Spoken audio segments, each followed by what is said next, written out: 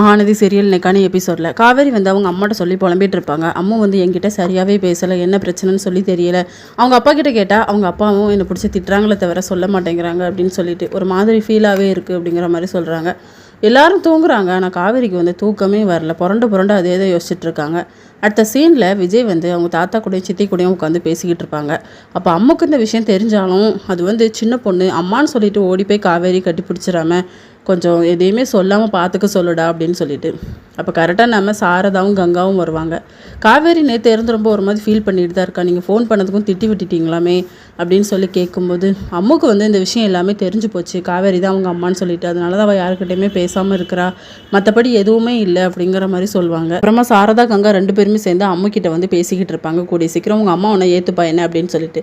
அடுத்த சீனில் யாழினி வந்து காவேரி கிட்ட சொல்லிக்கிட்டு இருக்காங்க, நான் ஒத்தையில் இருக்கணும், எனக்கு வந்து ரொம்ப போர் அடிக்கு அப்படின்னு சொல்லிட்டு. அப்போவா நம்ம ஸ்கூலுக்கு போகலாம் அப்படின்னு சொல்லி கூட்டிகிட்டு போகிறாங்க. இதோட எனக்கான எபிசோட் முடியுது.